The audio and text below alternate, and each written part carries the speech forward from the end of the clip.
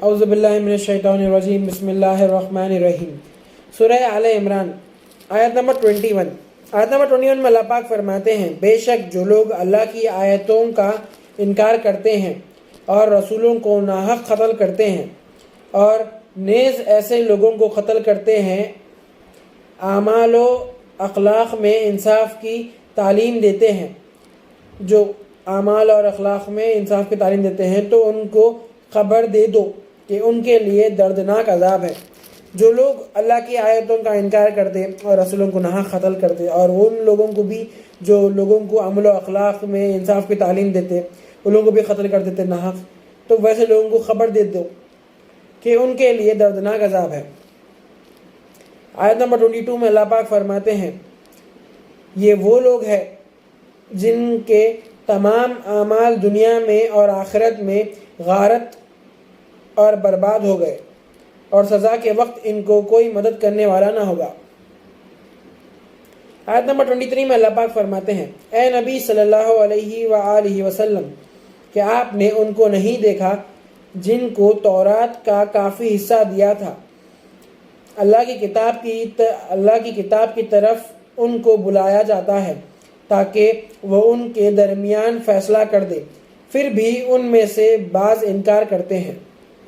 آیت نمبر 24 میں اللہ پاک فرماتے ہیں، یہ اس لیے کہ وہ کہتے ہیں کہ ہم کو گنتی کے چند روز آگ لگے گی اور ان کو دھوکے میں ڈال رکھا ہے ان کی تراشی ہوئی باتوں نے۔ وہ لوگ یہی سوچتے کہ ان لوگوں کے دماغ وہی سوچتے، یہی لوگوں کے دماغ میں دوسروں سے بھی یہی کہتے رہتے کہ جو ہے سو ان لوگوں کو جہنم کی آگ تھوڑے چند روز لگیں گی، خالی اس کے سوا نہیں لگیں گی، چند روز لگیں گی بس بول کے۔ تو یہ سب کیا سب کس کا نتیجہ ہے؟ وہ تو لوگوں کی خود کی تراشی ہوئی باتوں کا نتیجہ ہے، دھوکے میں ہے ڈلے ہوئے لوگ کہ لوگوں کو چند دن لگیں گی آگ بول کے۔ آیت نمبر 25 میں اللہ پاک فرماتے ہیں، سو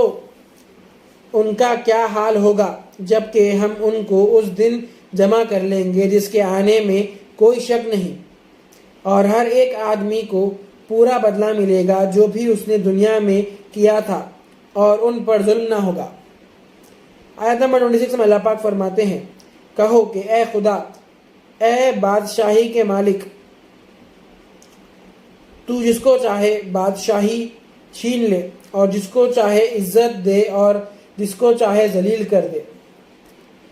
ہر طرح کی بھلائی تیرے ہی ہاتھ میں ہے اور بے شک تو ہر چیز پر قدرت رکھتا ہے۔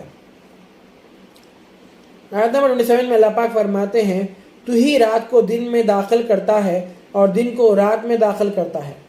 اور تو ہی بے جان سے جاندار پیدا کرتا ہے اور تو ہی جاندار سے بے جان پیدا کرتا ہے، اور تو ہی جس کو چاہتا ہے بے شمار رزق بخشتا ہے۔ آیت نمبر 28 میں اللہ پاک فرماتے ہیں، مسلمانوں کو مسلمانوں کے سوا کافروں کو دوست نہیں بنانا چاہیے، اور جو ایسا کریں گے تو اللہ سے اس کا کوئی عہد نہیں، مگر ایسی صورت میں کہ جب تم کو ان سے کسی قسم کا قوی اندیشہ ہو اور اللہ تم کو اپنی ذات سے ڈراتا ہے اور تم کو اللہ ہی کی طرف لوٹ کر جانا ہے۔ مسلمان جو لوگ ہیں ان لوگ کافروں سے دوستی نہیں کرنا چاہیے، بلکہ یہ آیت میں اللہ تعالیٰ بول رہے ہیں کہ مسلمان سے دوستی کر لو، ٹھیک ہے، مسلمان تو بھائی ہے، مسلمان کے علاوہ کافروں سے دوستی نہیں کرنا بلکہ بول اللہ پاک آیت میں نہیں بنانا چاہیے۔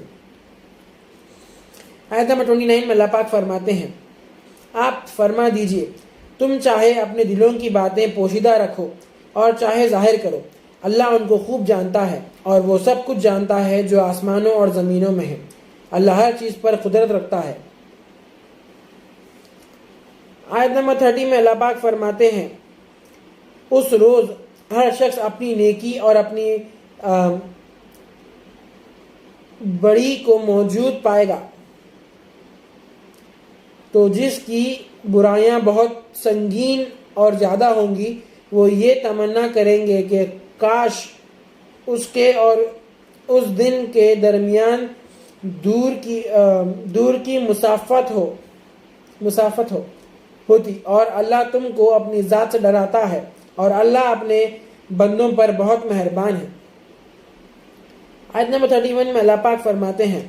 اے نبی صلی اللہ علیہ وآلہ وسلم آپ فرما دیجئے اگر تم اللہ کو دوست رکھتے ہو تو تم میری پیروی کرو، یعنی فالو کرو، تو اللہ تم کو دوست رکھے گا اور تمہارے گناہ معاف کر دے گا، اور اللہ بڑا بخشنے والا اور بڑا مہربان ہے۔ آیت نمبر 32 میں اللہ پاک فرماتے ہیں، آپ فرما دیجئے کہ اللہ اور رسول کا حکم مانو، اگر وہ لوگ نہ مانیں تو اللہ بھی کافروں سے دوستی نہیں کرتا۔ آیت نمبر 33 میں اللہ پاک فرماتے ہیں ان میں سے آیت نمبر 33 میں اللہ پاک فرماتے ہیں بلا شبہ اللہ نے آدم علیہ السلام، نوح علیہ السلام، آل ابراہیم اور آل عمران کو تمام جہانوں میں سے منتخب کیا۔ آیت نمبر 34 میں اللہ پاک فرماتے ہیں اور ان میں سے بعض کی اولاد تھے اور اللہ تو سننے والا اور جاننے والا ہے۔ آیت نمبر 35 میں اللہ پاک فرماتے ہیں جب عمران علیہ السلام کی بیوی نے اللہ سے کہا کہ اے میرے رب، جو بچہ میرے پیٹ میں ہے اس کو تیری نظر کرتی ہوں، اس کو میں دنیا کے کاموں سے آزاد رکھوں گی، تو میری طرف سے یہ بچہ قبول فرما، بے شک تو سننے والا اور جاننے والا ہے۔ آیت نمبر 36 میں اللہ پاک فرماتے ہیں جب ان کے یہاں لڑکی پیدا ہوئی تو کہنے لگی کہ اے میرے رب، میرے تو لڑکی ہوئی ہے اور اللہ کو خوب معلوم ہے کہ ان کے یہاں کیا پیدا ہوا، اور لڑکا لڑکی کے برابر نہیں ہوتا، میں نے اس کا نام مریم رکھ دیا، مریم علیہ السلام، میں نے اس کا نام مریم رکھ دیا، اور میں اس کو اور اس کی اولاد کو آپ کی پناہ میں دیتی ہوں شیطان مردود سے۔ آیت نمبر 37 میں اللہ پاک فرماتے ہیں بس ان کو ان کے رب نے حسن قبول کے ساتھ قبول کیا اور ان کی بہترین طریقے سے پرورش کی، اور زکریا علیہ السلام کو ان کا سرپرست بنایا۔ جب کبھی زکریا علیہ السلام ان کے پاس عمدہ مکان میں آتے تو ان کے پاس کچھ کھانے پینے کی چیزیں پاتے اور کہا کرتے اے مریم، یہ چیزیں تمہارے پاس کہاں سے آئی؟ وہ کہتی کہ اللہ کے پاس سے آئی، بلا شبہ اللہ جس کو چاہتا ہے رزق بے حساب عطا فرماتا ہے۔ آیت نمبر 38 میں اللہ پاک فرماتے ہیں اس وقت زکریا علیہ السلام نے اپنے رب سے دعا کی کہ اے میرے رب، تو مجھے بھی خاص اپنے پاس سے کوئی اچھی سی اولاد عنایت فرما، تو بے شک دعا سننے اور قبول کرنے والا ہے۔ آیت نمبر 39 میں اللہ پاک فرماتے ہیں بس فرشتوں نے ان سے پکار کر کہا